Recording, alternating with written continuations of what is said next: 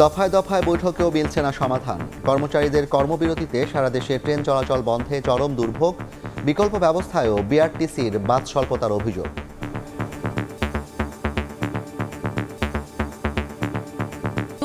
আমাদের উপর পড়ে। মেসেজ দিলে পারতো, আমরা এত কষ্ট করে এখানে আসতাম না। বিআরটিসির এখানে আসলাম, রংপুর ডিভিশনে কোনো বাস নেই। এই ভোগান্তি থেকে আমরা চাচ্ছি সাধারণ জনগণ অতি দ্রুত একটা ব্যবস্থা গ্রহণ করার। শ্রমিকদের সাথে কথা বলে রাতের মধ্যে আমরা সলিউশন টানবো। আমরা আলোচনা চালিয়ে যাব, কর্মবিরতিও চলবে।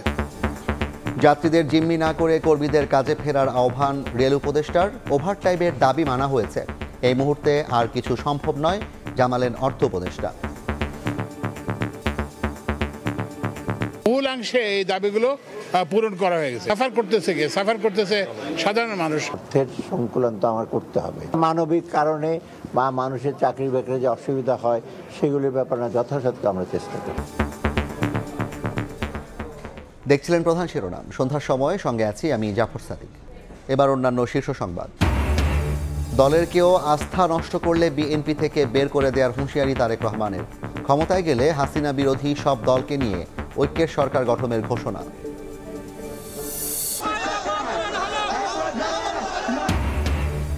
জাতীয়করণের আশ্বাসে রাস্তা ছাড়লেন ইবতেদায়ী শিক্ষকরা। জুমের মধ্যে না হলে ফের আন্দোলন। দাবি মানার প্রতিশ্রুতিতে 7 কলেজ শিক্ষার্থীদের কর্মসূচি প্রত্যাহার। রমজানে চাল, ডাল, চিনিসহ নিত্যপণ্যের সরবরাহ নিশ্চিতে কাজ করছে সরকার। ঢাকা, চট্টগ্রামে ট্রাক সেলে টিসিবির পণ্য বিক্রিতে ক্রয় সংক্রান্ত উপদেষ্টা কমিটির অনুমোদন। এবং 800 কোটি টাকা আত্মসাতের অভিযোগে এস আলমের ছেলেসহ 54 জনের নামে দুদকের মামলা। স্বয়ংক্রিয় ট্রাফিক ব্যবস্থাপনার নামে বিপুল টাকা 9-6 জড়িতদের খোঁজে অভিযান।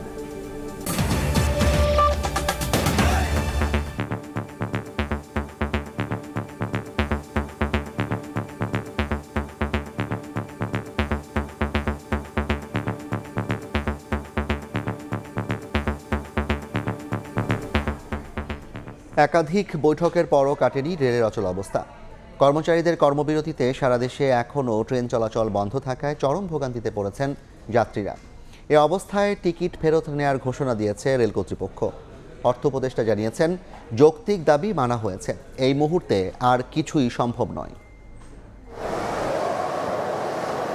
প্রতিদিনের মতো মঙ্গলবারও ভোরের আলো ফোটার আগেই বিভিন্ন গন্তব্যের যাত্রীরা ভিড় করেন কমলাপুর রেলওয়ে স্টেশনে। তবে বাজেনি ট্রেনের হুইসেল, ছিল না রেল কর্মীদের কর্মব্যস্ততা। সময় গড়ানোর সঙ্গে সঙ্গে ভিড় বাড়ে মানুষের, দীর্ঘ হয় অপেক্ষার প্রহর। প্ল্যাটফর্ম ভরা যাত্রী, ট্রেনও প্রস্তুত, তবে আসেনি রানিং স্টাফরা। ভোর 4টার দিকে আসছি, ট্রেন চলার কোনো খবর নাই, এখানে কোনো আপডেটও কেউ দিচ্ছে না। দুর্ভোগটা তো আমাদের উপর পড়ে। এই যে বাচ্চা কান্না করতেছে, কতক্ষণ বসে থাকবো, চলে যেতে হবে। যে কোনো সরকার আসুক না কেন, ট্রেনের এই ভোগান্তিটা মনে বাবা যাবে না। অতিরিক্ত ডিউটির জন্য মাইলেজ ও বাড়তি পেনশন সুবিধা 2021 সালে বন্ধের পর 4 বছর ধরে আন্দোলন করে আসছেন রানিং স্টাফরা। সোমবার মধ্যরাত থেকে কর্মবিরতিতে গেলে যাত্রীদের বিড়ম্বনা বাড়ে বহুগুণ। আমাদের তো মেসেজ দিলে পারতো, আমরা এত কষ্ট করে এখানে আসতাম না। টিকিট কেটে টাকা দেওয়া যতটা সহজ, ফেরত পাওয়া তার থেকে দ্বিগুণ কঠিন। এক পর্যায়ে কমলাপুর রেলওয়ে স্টেশনে আসেন উপদেষ্টা ফাউজুল করিম খান। যাত্রীদের কোনো স্বস্তির খবর শোনাতে পারেননি তিনি। এদিকে অর্থ উপদেষ্টার বক্তব্য, যৌক্তিক দাবি এরই মধ্যে মানা হয়েছে। তাদের যে দাবি আছে সেই দাবিগুলো কিন্তু আমরা ইতিমধ্যে রেল মন্ত্রণালয় থেকে আমরা অর্থ বিভাগে পাঠিয়েছিলাম এবং এটা কিন্তু বহুলাংশে এই দাবিগুলো পূরণ করা হয়ে গেছে।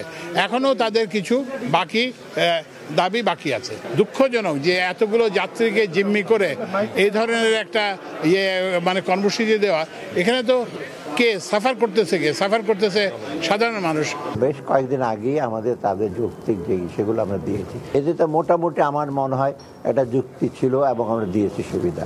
এখন যদি তারা বলে আরো সবগুলো একসাথে দিতে হবে, তা আপনারা বুঝতে পারেন অর্থের সংকুলন তো আমার করতে হবে। মানবিক কারণে বা মানুষের চাকরি বাকরি যে অসুবিধা হয় সেগুলির ব্যাপারে যথাসাধ্য আমরা চেষ্টা করি। মঙ্গলবার বিকেলে রেল ভবনে অর্থ মন্ত্রণালয়ের প্রতিনিধি দল আলোচনায় বসে। বৈঠক শেষে বেরিয়ে শ্রমিক নেতা শিমুল বিশ্বাস জানান, অচল অবস্থা নিরসনে কাজ চলছে। শ্রমিকদের দাবি দেওয়াগুলো পূরণ করার জন্য আমরা গ্রাউন্ড ওয়ার্ক করতেছি। একটা পর্যায়ে আসলাম, শ্রমিকদের সাথে কথা বলে রাতের মধ্যে আমরা সলিউশন টানবো। তবে দাবি আদায় না হওয়া পর্যন্ত ট্রেন চলবে না বলে সিদ্ধান্তে অটল রানিং স্টাফ ঐক্য পরিষদ। আলোচনার টেবিলে ছিলাম আমরা, সেই টেবিল থেকে আজকে বাধ্য হয়ে শ্রমিকরা ঐক্যজোটভাবে আজকে এই অবস্থানে আসছে। আমরা আলোচনা চালিয়ে যাব, কর্মবিরতিও চলবে, তবে আমরাও চাই এটা দ্রুত এটা সমাধান হোক। গতকাল সোমবার দিবাগত রাত 12টার পর থেকে সারা দেশে কর্মবিরতি পালন করছেন রেলওয়ের রানিং স্টাফরা। দিন মোহাম্মদ সাব্বির, সময় সংবাদ, ঢাকা। এদিকে ট্রেন চলাচল বন্ধ থাকায় যাত্রীদের গন্তব্যে পৌঁছে দিচ্ছে বিআরটিসি বাস। যাত্রীরা একে স্বাগত জানালেও অব্যবস্থাপনার অভিযোগ তুলেছেন। এছাড়া সব রুটের বাস মিলছে না বলেও জানান যাত্রীরা। রেলের রানিং স্টাফদের কর্মবিরতির কারণে ট্রেন চলাচল বন্ধ থাকায় যাত্রীদের গন্তব্যে পৌঁছে দিচ্ছে বিআরটিসির বাস। কমলাপুর থেকে 20টি এবং বিমানবন্দর স্টেশন থেকে 10টি বাস ছেড়ে যাচ্ছে দেশের বিভিন্ন প্রান্তে। যাত্রীরা এই উদ্যোগকে স্বাগত জানালেও অভিযোগ তুলছেন নানা অব্যবস্থাপনা নিয়ে। ট্রেন ছিল তো আসলাম, এখন ওইখান থেকে তো কোনো সদুত্তর দিচ্ছে না, বিআরটিসি কর্তৃপক্ষ কোনো সদুত্তর দিতে পারতেছে না। রিফান্ড করার জন্য অনলাইনে যখন আমি রিফান্ড করতে গেলাম, সকালে আমি ট্রাই করছি, সকালে আমাকে 180 টাকার টিকিট 40 টাকা ফেরত দিচ্ছে। অতি দ্রুত এই সমস্যার সমাধান করে আমাদের ট্রেন পুনরায় চালু করা হোক। এদিকে ভিন্ন ভিন্ন গন্তব্যের যাত্রী থাকায় রুট নির্ধারণ নিয়ে সৃষ্টি হয়েছে জটিলতা। দুপুর পর্যন্ত বাস কর্তৃপক্ষের লোক থাকলেও সন্ধ্যার পর দেখা যায়নি কাউকে। এতে অনিশ্চিত হয়ে পড়ে অনেকের যাত্রা। ট্রেন তো সম্পূর্ণ অনিশ্চিত, আর বিআরটিসিও আসবে কিনা সেই ব্যাপারে কোনো কিছু অনিশ্চয়তা। সম্ভবত যেতে পারবে কিনা, বুঝতে পারবে না বাড়িতে, এই সমস্ত কারণে কোনো মাথা ব্যথা নেই। এ বিষয়ে জানতে বিআরটিসির বাস কর্তৃপক্ষের কাউকে স্টেশনে দেখা যায়নি। শফিকুজ্জামান রুবেল, সময় সংবাদ, ঢাকা। এই মুহূর্তে কমলাপুরে বিআরটিসি বাস কাউন্টারে আছেন শফিকুজ্জামান রুবেল। সরাসরি যাচ্ছি তার কাছে। রুবেল, রেলের রানিং স্টাফদের যে কর্মবিরতি সেটা কিন্তু সারাদিন গড়িয়ে আজকে সন্ধ্যা হয়ে গেছে। আপনারা জানেন যে এই টিকিট যারা সংগ্রহ করেছিল তাদের জন্য যে বাসগুলো ছেড়ে যাচ্ছিল, আমরা সেই খবরও জানাচ্ছিলাম। এই মুহূর্তে কমলাপুরের স্টেশনের সামনে আমরা রয়েছি। বিআরটিসি বাসগুলো যেখান থেকে ছেড়ে যায়, দিনভরে আমরা দেখেছি যে বাসগুলো ছেড়ে গিয়েছে। তবে বিষয় হচ্ছে যে এই বাসগুলো ছাড়ার বিলম্বতা অনেক বেশি। যারা যাত্রীরা এখানে এসছেন এবং সন্ধ্যার পর আমরা যাত্রীদের চাপও একটু বাড়তে দেখেছি। যেই সমস্যাগুলো সৃষ্টি হচ্ছে, যে 20টি থেকে 25টি বাসের কথা বলা হচ্ছে, পরবর্তী সময় বাড়াবে এই আলোচনা উঠেছিল, কিন্তু আমরা দেখেছি যে ট্রেনে যে অনেক যাত্রী থাকে, বিভিন্ন রুটের বিভিন্ন জায়গা যাত্রী থাকে, সেই সুনির্দিষ্ট করে আসলে কোনো বাস নির্ধারণ করা হয়নি। শুধুমাত্র এখানে উপস্থিত হওয়ার পরেই যেই অঞ্চলের মানুষজন বেশি হচ্ছে সেই অঞ্চলের মানুষগুলোকে নিয়ে মূলত বাস ছাড়া হচ্ছে। এতে দেখা যায় যে সংখ্যায় কম হওয়া অঞ্চলের মানুষগুলো বা যাত্রীগুলো তারা কিন্তু খুব বিড়ম্বনায় পড়েছেন। এমনকি আমরা দেখেছি দুপুরে যাত্রী এসেছেন, সেই যাত্রী এখন পর্যন্ত যেতে পারেনি রংপুরে। এরকম ঘটনা আমরা দেখতে পাচ্ছি। বলা যাচ্ছে যে অনেকের, আমরা দেখেছি যে দুপুরের পর অনেক যাত্রী এখানে এসে আবার পুনরায় ফিরেও গিয়েছেন, কারণ তারা এখন পর্যন্ত নির্দিষ্ট করে জানতেই পারেননি যে কোন বাসে মূলত তাদেরকে গন্তব্যে পৌঁছে দেবে। আপনারা জানেন যে এই যে যারা টিকিট অগ্রিম সংগ্রহ করেছিল তাদের জন্য বিআরটিসির পক্ষ থেকে কিন্তু 20টি বাস কমলাপুর রেল স্টেশনের সামনে থেকে এবং বিমানবন্দরের সামনে থেকে 10টি বাস তাদেরকে নিয়ে যাচ্ছে। কিন্তু আমরা বরাবরই যেটা দেখছি, সন্ধ্যার পরে এবং সন্ধ্যার আগেও এখানে যারা কর্তৃপক্ষ রয়েছিলেন সেই কর্তৃপক্ষদের বিকালের পরে থেকে আমরা বাসের কাউন্টারে বা যেখান থেকে বাস ছাড়ছে সেখানে আমরা দেখতে পাচ্ছি না। এতে যারা এখানে উপস্থিত হয়েছেন যেই যাত্রীরা, তারা কিন্তু সুনির্দিষ্ট কোনো বার্তা পাচ্ছেন না যে তারা কোন বাসে উঠবেন, কিভাবে যাবেন, কখন নাগাদ বাস ছাড়বে। এরকম একটা বিড়ম্বনা সৃষ্টি হচ্ছে। সেই সাথে সাথে তারা বলছেন যে এই দূরপাল্লায় তাদের যে যাত্রা, ট্রেনে তারা যে কমফোর্টেবল ফিল করার জন্য যাত্রা করেন, সেটা কিন্তু এই বাসে বিআরটিসি যে বাসের কন্ডিশন, সেই কন্ডিশন নিয়েও তারা অভিযোগ দিয়েছেন। অব্যবস্থাপনার অভিযোগটা কিন্তু সকল যাত্রীরা দিয়েছেন। তো সব মিলিয়ে কমলাপুর রেল স্টেশনের সামনে থেকে এই ছিল এই মুহূর্তে। সরাসরি যুক্ত ছিলাম কমলাপুর রেল স্টেশনের সামনে থেকে। অন্য প্রসঙ্গ, দলের আস্থাকেও নষ্ট করলে বিএনপি থেকে বের করে দেওয়ার হুঁশিয়ারি দিয়েছেন দলের ভারপ্রাপ্ত চেয়ারম্যান তারেক রহমান। বিকেলে খুলনা বিভাগে বিএনপির কর্মশালায় ভার্চুয়ালি যুক্ত হয়ে তিনি একথা বলেন। ক্ষমতায় গেলে হাসিনা বিরোধী সব দলকে নিয়ে ঐক্যের সরকার গঠনের ঘোষণা দিয়ে তিনি বলেন, কেউ যদি জনগণ থেকে দূরে সরে যায় তার পরিণতিও হবে 5 আগস্টের মতো। আমি ওই জায়গাতে আসি যে কেন রাষ্ট্রকাঠামো মেরামতের ৩১ দফা ও জনসম্পৃক্তি বিষয়ে খুলনা বিভাগ জেলা বিএনপির কর্মশালা।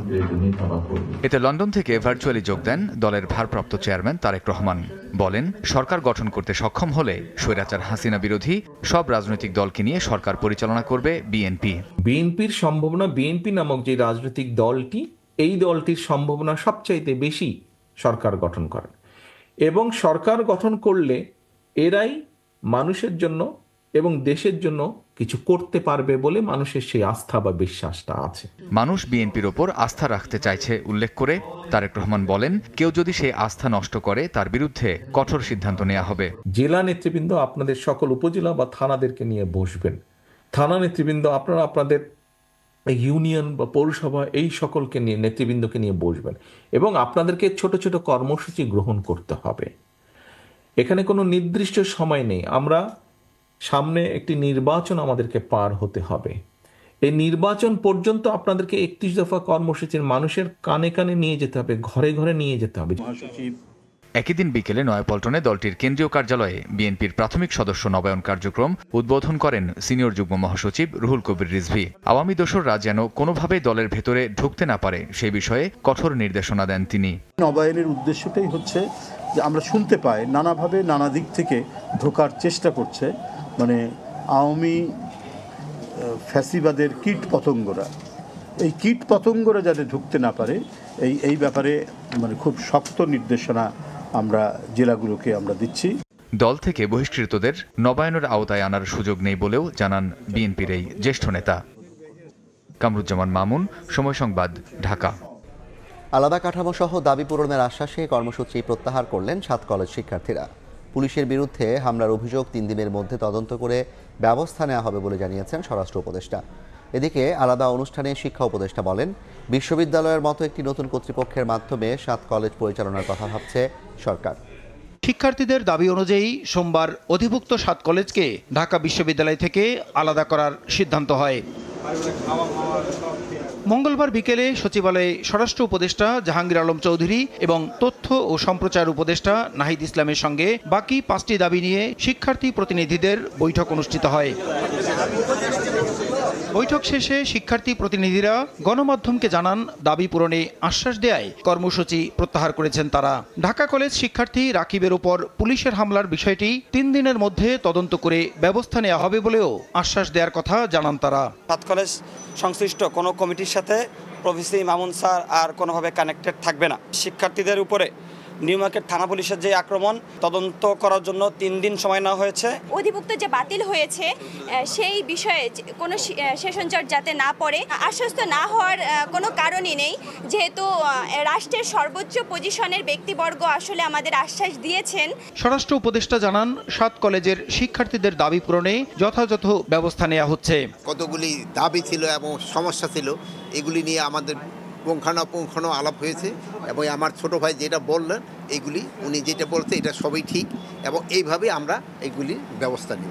এদিন সকালে নর্থ সাউথ বিশ্ববিদ্যালয়ের এক অনুষ্ঠানে শিক্ষা উপদেষ্টা ডক্টর ওয়াহিদউদ্দিন মাহমুদ বলেন, বিশ্ববিদ্যালয়ের মতো একটি নতুন কর্তৃপক্ষের মাধ্যমে রাজধানীর ৭ কলেজকে পরিচালনার কথা ভাবছে সরকার। একটা বিশ্ববিদ্যালয়ের মতো সমপর্যায়ের বা বিশ্ববিদ্যালয়ের মতো একটা কাঠামো তৈরি করে তাদেরকে পৃথক একটা প্রতিষ্ঠানে পরিণত করব। অনেকগুলো মডেল বিবেচনায় আছে। মন্ত্রণালয়কে না জানিয়ে চলমান স্নাতক ভর্তি কার্যক্রমের মধ্যেই ঢাকা বিশ্ববিদ্যালয়ে অধিভুক্তি বাতিল করায় জটিলতা তৈরি হয়েছে বলেও মন্তব্য করেন শিক্ষা উপদেষ্টা। যে কোনো বিশ্ববিদ্যালয় করতে গেলে তার একটা বিধান লাগে। প্রসূন আশিস, সময় সংবাদ, ঢাকা। ধাপে ধাপে দেশের সব ইবতেদায়ী মাদ্রাসা জাতীয়করণ করা হবে। একই সঙ্গে শিক্ষকদের ওপর পুলিশের হামলার জন্য দুঃখ প্রকাশ করেছে শিক্ষা মন্ত্রণালয়। দুপুরে সচিবালয়ে বৈঠক শেষে শাহবাগে ফিরে আন্দোলনকারীদের প্রতিনিধিরা জানান, দাবি মেনে নেওয়ার আশ্বাসে কর্মসূচি প্রত্যাহার করে নিয়েছেন তারা। তবে জুনের মধ্যে বাস্তবায়ন না হলে কঠোর আন্দোলন গড়ে তোলার হুঁশিয়ারি দেন তারা। স্বতন্ত্র ইবতেদায়ী মাদ্রাসা জাতীয়করণের দাবিতে 24 ঘন্টার আলটিমেটামে মঙ্গলবারও শাহবাগে অবস্থান নেন শিক্ষকরা। পদযাত্রায় পুলিশের হামলার বিচারও দাবি করেন তারা। কর্মসূচির 10 দিনে আলোচনার জন্য শিক্ষা মন্ত্রণালয় থেকে ডাক পান আন্দোলনরতরা। সেখানে যান শিক্ষকদের 15 সদস্যের প্রতিনিধি দল। বৈঠক শেষে সহকর্মীদের জন্য সুখবর নিয়ে আসেন ইবতেদায়ী শিক্ষকরা। জানান 6 দফা দাবি মেনে নেওয়ার পাশাপাশি পুলিশের লাঠিচার্জের ঘটনায় দুঃখ প্রকাশ করেছে শিক্ষা মন্ত্রণালয়। এই খবর শুনে উল্লাসে ফেটে পড়েন শিক্ষকরা। আজকে আমাদের দাবি মেনে নেওয়া হয়েছে, আমাদের মুখ দিয়ে কথা বের হচ্ছে না, কি বলবো, আনন্দের চড়ে আমরা বলছি নির্দিষ্ট সময় দিয়ে শিক্ষকদের ঘোষণা দেবে করতে হবে। শিক্ষা মন্ত্রণালয়ের যুগ্ম সচিব SM মাসুদুল হক জানান, ধাপে ধাপে ইবতেদায়ী মাদ্রাসা জাতীয়করণ করা হবে। এছাড়া আলাদা শিক্ষক নিয়োগ দিয়ে চালু করা হবে প্রাক প্রাথমিক শ্রেণী। আপনাদের যে 6 দফা দাবি সেটা সহ আরো অতিরিক্ত আমরা আপনাদের জন্য বেশ কিছু জিনিস আমরা অলরেডি আমরা গ্রহণ করেছি এবং কাজ শুরু করেছি। শিক্ষকদের দাবি প্রাথমিক বিদ্যালয়ের নীতিমালা মেনে শিক্ষা কার্যক্রম চালানো হলেও কোনো ইবতেদায়ী মাদ্রাসা জাতীয়করণ করা হয়নি। চলতি বছরের জুনের মধ্যে দাবি মানা না হলে কঠোর আন্দোলনের হুঁশিয়ারি দেন তারা। যতক্ষণ পর্যন্ত না মানা হবে অতক্ষণ পর্যন্ত আমরা এই শাহবাগ চত্বরে রাস্তায় রাজপথে অবস্থান করবো ইনশাআল্লাহ। সারা দেশে 10,000-এর বেশি ইবতেদায়ী মাদ্রাসায় প্রায় 50,000 শিক্ষক রয়েছেন। আলতাফ হুসাইন, সময় সংবাদ, ঢাকা। ইসলামী ব্যাংক থেকে 800 কোটি টাকা আত্মসাতের অভিযোগে এস আলম গ্রুপের ছেলেসহ 52 জনের বিরুদ্ধে মামলা করেছে দুদক। আর 200 কোটি টাকার সন্দেহজনক লেনদেনের ঘটনায় দুদকের জালে ভোলা 3 আসনের সাবেক এমপি নুরুন নবী চৌধুরী শাওন। এদিন ঢাকার স্বয়ংক্রিয় ট্রাফিক ব্যবস্থাপনার নামে 38 কোটি টাকা ক্ষতি সাধনের সাথে জড়িতদের খুঁজতে অভিযান চালিয়েছে দুদক। ঢাকা শহরের ট্রাফিক ব্যবস্থাপনা কেন্দ্রীয় কন্ট্রোল রুম, যেখান থেকে স্বয়ংক্রিয়ভাবে ট্রাফিক ব্যবস্থা নিয়ন্ত্রণ হওয়ার কথা ছিল, অথচ এখন আনসারদের মেস হিসাবে ব্যবহার করছে দক্ষিণ সিটি কর্পোরেশন। দুদকের অভিযানে মিলেছে এমন তথ্য। আপনি প্রশাসনের কাছে জিজ্ঞেস করেন, অবশ্যই জানবে, প্রশাসন জানবে না কেন? সংস্থাটি বলছে 2010-11 অর্থ বছরে বিশ্বব্যাংকের সহায়তায় নির্মল বায়ু ও টেকসই পরিবেশের কেইস প্রকল্পের কাজ শুরু হয়। এ প্রকল্পের অধীনে 38 কোটি টাকা খরচ করে ঢাকার প্রতিটি মোড়ে স্বয়ংক্রিয় স্মার্ট ট্রাফিক সিগন্যাল বসানো হয়। কেন্দ্রীয় নিয়ন্ত্রণ কক্ষ থেকে মনিটরিং এর কথা থাকলেও ট্রাফিক সিগন্যালগুলো অকেজো, যার অব্যবস্থাপনার পিছনে হোতাদের খুঁজে বের করতে চায় দুদক। এখানে কোনো ট্রাফিক সিগন্যাল কন্ট্রোল রুম নাই, এখানে আসলে থাকে আনসার সদস্যরা। বাকি যে অভিযোগগুলো আছে এগুলোর নথিপত্র আমরা এখনো পাই নাই, পাওয়ার সাপেক্ষে আমরা দেখে তারপর কথা বলতে। এইখানে যে সিগন্যালটা ওনারা ইনস্টল করছিলেন সেই সিস্টেমটা টাইম বেসড মনিটরিং অথবা মেইনটেনেন্স হয়নি। মেইনটেনেন্স না হওয়ার কারণে জিনিসটা হয়তোবা কাজ করে নেই। এদিন ইসলামী ব্যাংকের চট্টগ্রামের খাতুনগঞ্জ শাখা থেকে 827 কোটি টাকা ঋণের নামে আত্মসাতের অভিযোগে এস আলম গ্রুপ সংশ্লিষ্ট প্রতিষ্ঠানের বিরুদ্ধে মামলা করেছে দুদক। আসামির তালিকায় এস আলমের ছেলে ও ইসলামী ব্যাংকের সাবেক চেয়ারম্যান আহসানুল আলম সহ 52 জন। পারস্পরিক যোগসাজশে ক্ষমতার অপব্যবহার, অপরাধমূলক বিশ্বাসভঙ্গ, অপরাধমূলক অসদ আচরণ, প্রতারণা, জাল জালিয়াতির মাধ্যমে ইসলামী ব্যাংক বাংলাদেশ PLC খাতুনগঞ্জ শাখা চট্টগ্রাম হতে 827 কোটি 42 লক্ষ টাকারও বেশি টাকা আত্মসাৎ সহ বিনিয়োগকৃত অর্থের মানি লন্ডারিং সংক্রান্ত অপরাধের প্রমাণিত হওয়ায় 52 জনের বিরুদ্ধে আরও একটি মামলা রুজু হয়েছে। ভোলা 3 আসনের সাবেক এমপি নুরুন নবী চৌধুরী শাওনের বিরুদ্ধে 51 কোটি টাকার অবৈধ সম্পদ ও 208 কোটি টাকার সন্দেহজনক লেনদেনের অভিযোগে মামলা করেছে দুদক। তাসলিম তৌহিদ, সময় সংবাদ, ঢাকা। সন্ধ্যার সময় আরও থাকছে। দুবার চেক বাউন্সের পরও দুর্বার রাজশাহীর বিরুদ্ধে কোনো আইনি পদক্ষেপ নিচ্ছে না বিসিবি। 7 দিনের মধ্যে সমাধানের নির্দেশ। ফ্র্যাঞ্চাইজি মালিককে নজরদারিতে রাখছে ক্রিকেট বোর্ড। রমজানে চাল, ডাল, চিনিসহ নিত্যপণ্যের সরবরাহ নিশ্চিতে সরকার কাজ করছে বলে জানিয়েছেন অর্থ উপদেষ্টা ডক্টর সালাউদ্দিন আহমেদ। সচিবালয়ে সরকারি ক্রয় সংক্রান্ত উপদেষ্টা কমিটির বৈঠক শেষে সাংবাদিকদের এ কথা জানান অর্থ উপদেষ্টা ডক্টর সালেউদ্দিন। বলেন, বাজারে সরবরাহ নিশ্চিতে ভিয়েতনাম থেকে 1 লাখ মেট্রিক টন আতপ চাল, মরক্কো থেকে 30,000 মেট্রিক টন টিএসপি সার আমদানি করা হবে। এছাড়া উন্মুক্ত দরপত্রের মাধ্যমে স্থানীয় বাজার থেকে 10,000 মেট্রিক টন চিনি ও 10,000 মেট্রিক টন মসুর ডাল ক্রয়ে বৈঠকে অনুমোদন দেওয়া হয়েছে। এদিকে ক্রয় সংক্রান্ত কমিটির বৈঠকে ঢাকা, চট্টগ্রামে ট্রাক সেলে টিসিবির পণ্য বিক্রির প্রস্তাবে নীতিগত অনুমোদন দেওয়া হয়েছে।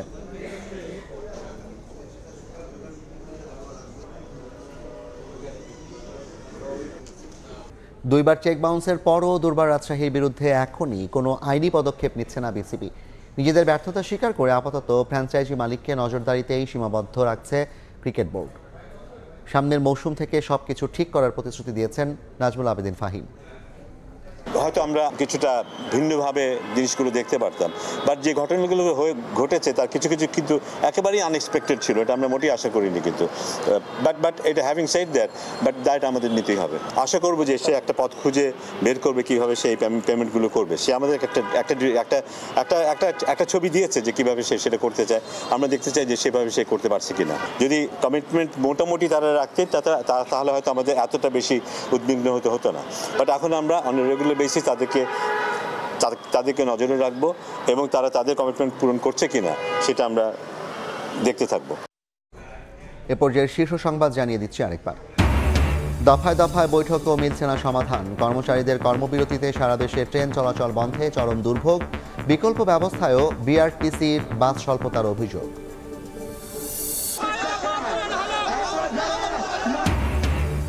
জাতীয়করণের আশ্বাসে রাস্তা ছাড়লেন ইবতদায়ী শিক্ষকরা। জুনের মধ্যে না হলে ফের আন্দোলন।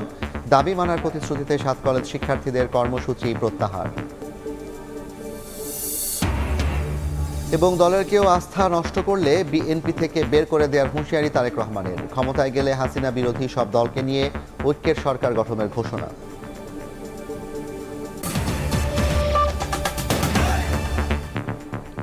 এই ছিল সন্ধ্যার সময়। সঙ্গে থাকুন সময়ের।